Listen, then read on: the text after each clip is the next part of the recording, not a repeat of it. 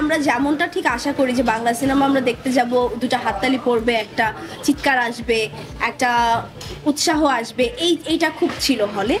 এমন না যে খুব বেশি ব্রেন খাটাতে হবে, খুব বেশি থ্রিলিং, এই ব্যাপার না, কিন্তু অনেক বেশি ভালোবাসা। বিশ্বাসটা যখন চলে এসেছে তখনই মনে হয় মৌ ভালোবেসে।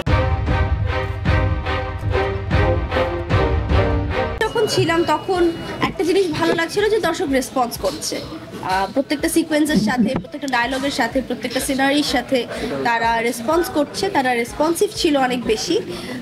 তারা ভালো মন্দ বলছে ওখানে বসেই, এবং যেখানে আমরা যেমনটা ঠিক আশা করি যে বাংলা সিনেমা আমরা দেখতে যাব, দুটো হাততালি পড়বে, একটা চিৎকার আসবে, একটা উৎসাহ আসবে, এইটা খুব ছিল হলে। এটা প্রমাণ করেন যে হ্যাঁ আমরা বলতে পেরেছি, অর্ধেকটা দেখেও বা সিনেমার কাছাকাছি দেখেও গিয়ে বুঝতে পেরেছি এন্ডিংটা এটা হবে। আমি শিওর এটা আপনারা কেউ বলতে পারবেন না। তোমার কি মনে হয় পারবে কেউ এটা বলতে? এন্ডিংটা কি হবে? এন্ডিংটা আসলেই চিন্তা করা অনেক বেশি কঠিন, এবং আমি বলবো এন্ডিংটা দেখার জন্য হলেও সিনেমাটা দেখতে।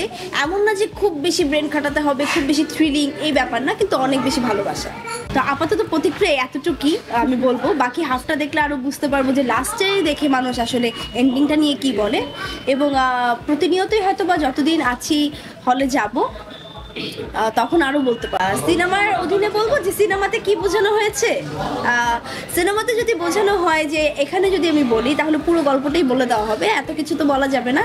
কিন্তু একটা বিশ্বাসের উপর খুব, যেটা আমি পার্সোনালিও মনে করি যে ভালোবাসা মানেই তো আসলে বিশ্বাস। একটা মানুষকে বিশ্বাস করা, একটা মানুষ প্রত্যেকটা সময় যাতে আমি চোখ বন্ধ করে বিশ্বাস করতে পারি। আমার মনে হয় এই সিনেমায়ও মৌ ক্যারেক্টারে সেটাই হয়েছে, যে এই বিশ্বাসটা যখন চলে এসেছে তখনই মনে হয় মৌ ভালোবেসে।